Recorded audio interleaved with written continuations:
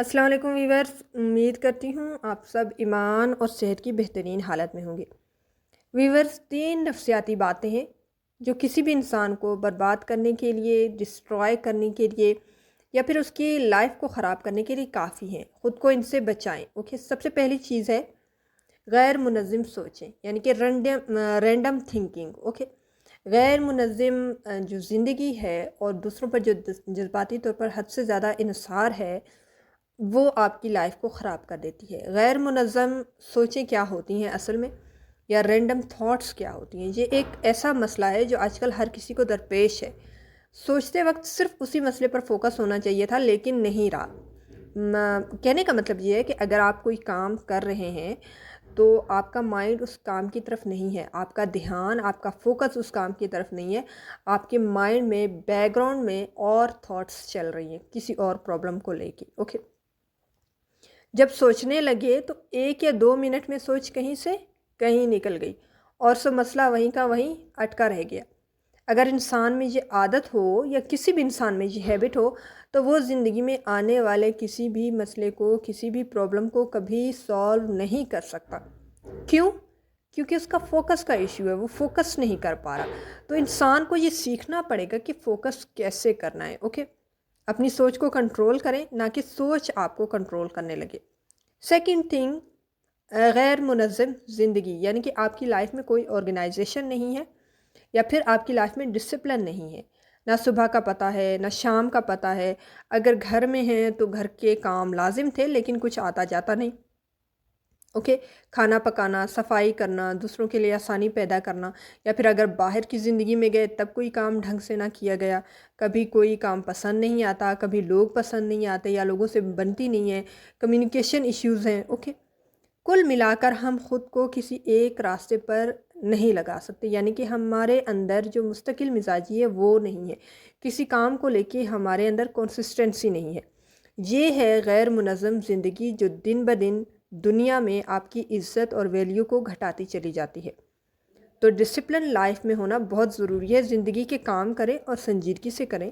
یہ ساری ترقی یافتہ اقوام کی عادت ہے، ہیبٹس ہیں، اور ہمارا دین، ہمارا مذہب، ہمارا ریلیجن بھی ہمیں یہی کہتا ہے۔ تبھی تو ہمیں 5 وقت نماز پڑھنے کی انسٹرکشنز دی گئی ہیں تاکہ ہماری لائف ایک ڈسپلن میں آ جائے۔ لیکن دوسروں کی خدمات میں بالکل گدھے بھی نہ بن جائیں، توازن بھی قائم رکھیں، بیلنس کریٹ کرنا سیکھیں لائف میں۔ جو کام بہت کوشش کے باوجود نہیں کر سکتے، وہ نہیں سیکھ سکتے، نہیں آتا آپ کو، تو وہ اتنا ضروری بھی نہ ہو، نہیں ہے۔ اوکے، آپ اسے چھوڑ دیں، it's man this is not for you, کیونکہ یہ آپ کے اندر اس کام کو کرنے کا ٹیلنٹ نہیں ہے۔ اوکے، نیکسٹ تھنگ، حد سے زیادہ دوسروں پر جذباتی طور پر انحصار کرنا یا پھر ڈپینڈ کرنا۔ سب سے پہلے ماں باپ نے اپنے سائے میں سے نکلنے ہی نہ دیا، یا پھر ہم خود ہی نکل نہ پائے۔ ایسی صورت میں جب والدین دنیا سے چلے جاتے ہیں نا تو زمانے کی دھوپ سیدھا آپ پر پڑتی ہے یا پھر بچے پر پڑتی ہے، تو آپ ایک دم سے جل جاتے ہیں، سنبھلنے کا موقع بھی نہیں ملتا۔ اسی لیے میں کہتی ہوں کہ ایسے انسان جن کی لائف میں پہلے پرابلمز آئی اور پھر سکسیز آئی تو وہ سکسیز کو لانگ ٹرم تک بیلنس کر پاتے ہیں، لیکن اگر پہلے سکسیز ہے اور بعد میں پرابلمز ہے تو ان کے لیے پھر واقعی لائف ایک بہت بڑی پرابلم ہے۔ اوکے، یہ دنیا ہے اور یہ بہت فاسٹ ہو گئی ہے۔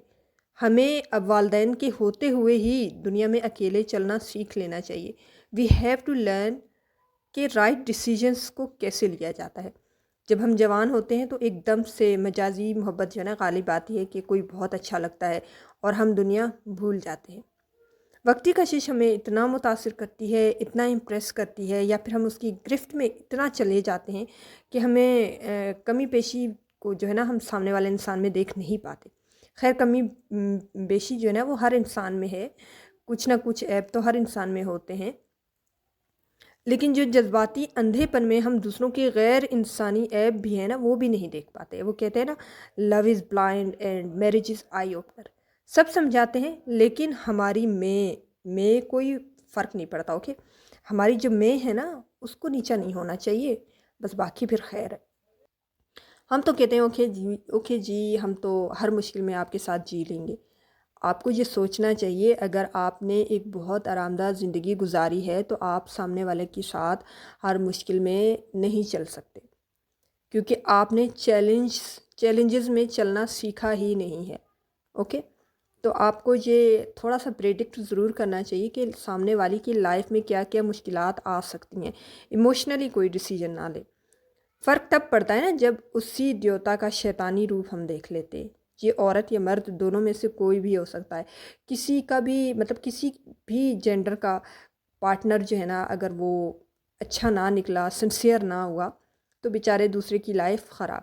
لیکن یہ وہ تیسرا موقع ہوتا ہے جب ہماری زندگی کیا ہوتی ہے، برباد ہوتی ہے. تو وہ 3 پوائنٹس ہیں کہ جس کی وجہ سے انسان کی لائف خراب ہو سکتی ہے.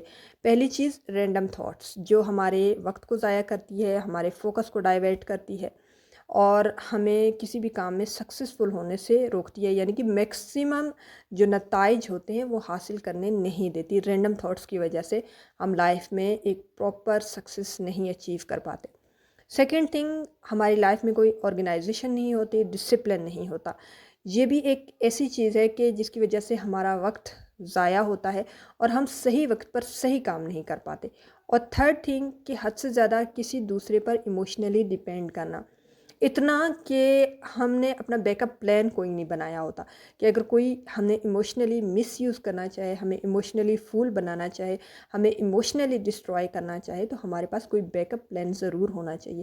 ہمارے پاس اتنی اسپیس ضرور ہونی چاہیے، ہمارے اندر اتنی فلیکسیبلٹی ضرور ہونی چاہیے کہ ہم فوراً سے بیک سٹیپ ہو سکیں. اوکے ویورس، اگر اس چھوٹی سی ویڈیو نے آپ کی لائف میں کچھ پازیٹیوٹی ایڈ کی ہے تو ویڈیو کو لائک ضرور کر دیجیے گا، شیئر کر دیجیے گا اور چینل کو سبسکرائب کر دیجیے گا.